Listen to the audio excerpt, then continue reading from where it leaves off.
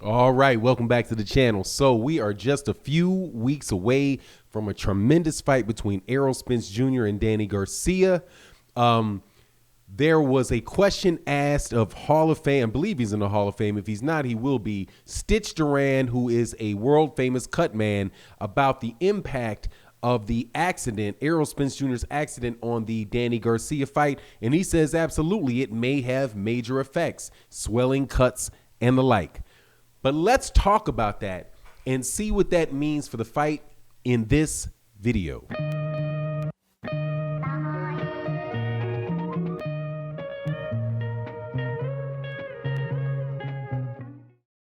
All right, welcome back to the channel. So before we get into it, remember this, that you always got to be worried about a guy that has hit rock bottom when they accept what their problems are and then they start trying to push forward and solving them.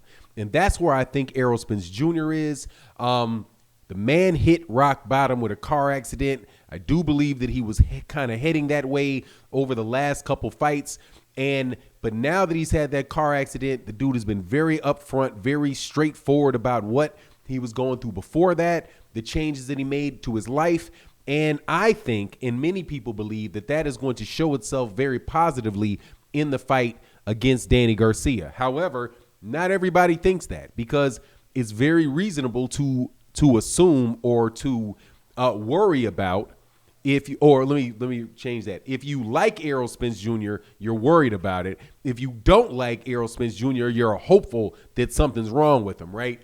But the accident definitely plays a role in people's perceptions of what's going to happen in the fight, and that includes Hall of Fame cut man Stitch Duran, Hall of Fame cut man Stitch Duran, and Errol Spence himself, who has admitted, hey, man, I don't know for sure what's going to happen in that fight because, hey, I got a car accident.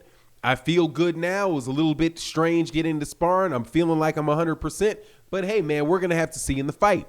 And I think that's one of the reasons where I really like Errol Spence Jr. because unlike some other people, dude, he is very, very straightforward. It's like what he says, you can pretty much believe, you can pretty much accept that he believes what he's saying and that he's going to try to follow through on the things that he's saying.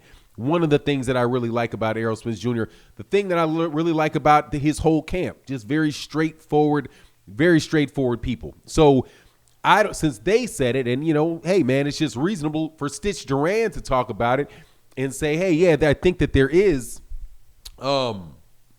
some problems that could take place because of the cut or because of the accident. Right now, I'm not a cut man, and I don't believe Stitch Duran is a doctor either, but he's very, very experienced, obviously, with dealing with swelling and cuts and kind of doing those type of emergency, first aid type of things in the corner.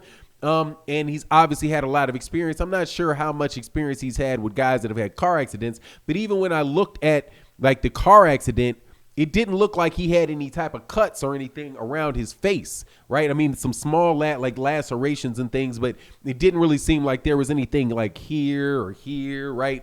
But, we don't know, and we will see in the fight. I do believe that is a legitimate worry. However, I think Errol Spence Jr. is going to outbox this guy and do something, and just, beat him without putting himself at a lot of risk. And the reason that I believe that is because of the things that Errol Spence Jr. said, like I said, coming in before this. And you have to be worried about a guy that hits rock bottom.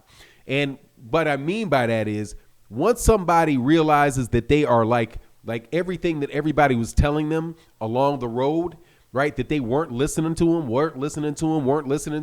and then all of a sudden they find themselves in a situation where it's literally that they cannot go any lower than they are, and they are forced to deal with the problems that they have and have to, and then because either they're going to stay at the rock bottom or they're going to climb their way up.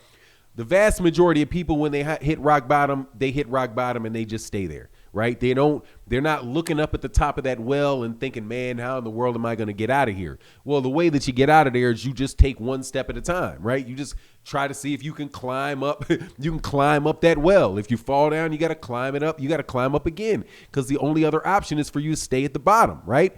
And people ain't trying to do that if they really, have goals and motivation, are motivated and have goals in life.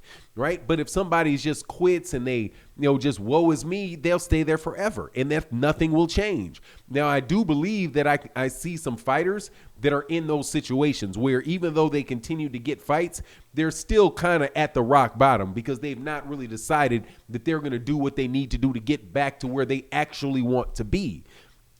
Adrian Bronner is the first guy that I think about when I say that. But Errol Spence Jr., he did everything that I've seen to make it believe that he can compensate for whatever damage that he had in that car accident. If he disciplines himself and if he develops his skill set further, he develops his mentality further, yeah, he could probably lose something. He could lose something as a result of that accident, but the things that he could gain might actually make up for the whole thing. Now, for example, you can say, well, what is that, right? Leading it up into the last couple fights, and this is why I'm saying, dude, that somebody hits rock bottom. I don't believe that the car accident for Errol Spence Jr. was just the whole that was just it, and that was just it alone. I believe, and I think it's fair to assume, and because Errol Spence Jr. said it himself, right?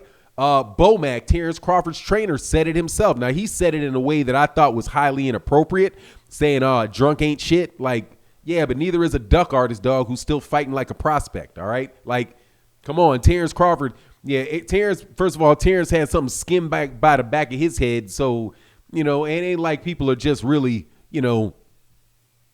everybody's perfect. But anyway, man, I thought that was a really low blow, man. But it is what it is. After he said it, it wound up being the case. The dude was in an accident. Now, I don't know what happened as far as, alcohol and all that in the car. I assume that there was something in there, but I don't know for sure. But I say all that to say, dude, that was a steady decline for him.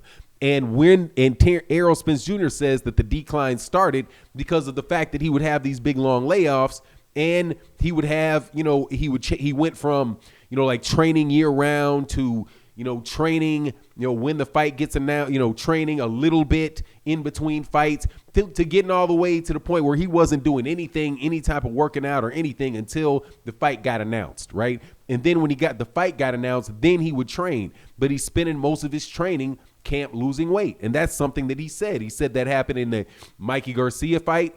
I don't know if it happened in the Carlos Ocampo fight. It probably happened before the Carlos Ocampo fight. But he just got rid of Carlos Ocampo so easily that people really wouldn't know. But that was the time when he was having those big gaps because the other guys wouldn't fight him, right? The Danny Garcias, the Sean Porters, Keith Thurmans wouldn't fight him. But so he started losing that drive to train, right? But this car accident, according to what he said, has brought it back. So if you see him in the workout, he looks like I saw him train for the Sean Porter fight. Like I watched him spar. I watched him in the gym. Now, I didn't see him in person obviously in the workout that he had on the workout, the public workout for the Danny Garcia fight. Now, what I saw on the internet, and I tried to compare that to what I saw with Errol Spence Jr. in training camp for Sean Porter, and from what I can see, the naked eye test, Errol Spence looks much stronger now than he did when he was training for Sean Porter. He just has a different muscularity to his body. He doesn't just look shrunk down. He looks like he has a solid musculature to his body. So, I think, he's looking like his training is getting better or is better for this fight in preparation for this fight than it was in the previous fight. So it could be that what he may, if he loses anything because of the car accident, other people lose things when you get older, right? You lose a step, you lose this or that, and you try to figure out how you can adjust. You fight smarter, all of those type of things in order to win fights when, you might lose some type of physical advantage you have. I personally don't think that Errol Spence Jr. is going to lose a physical advantage because I think, again, the Derek James and Errol Spence and these guys, definitely his father, are honest people. And they're not going to put Errol Spence Jr. out there if they don't believe Errol Spence Jr. is ready, right? So that's the way that I see it. As far as how the fight itself goes, Errol Spence Jr. should be able to just box Danny Garcia for 12 rounds and get a decision. He might slip underneath him, get inside and knock him out. I don't know, but I expect for Errol Spence Jr. to win. And I expect for him to overcome whatever it is that hits in that ring, including if there's some type of swelling or something else that's left over as a result of that accident. But anyway, that's my take on the matter. You let me know yours. And with that, I'm out. Peace.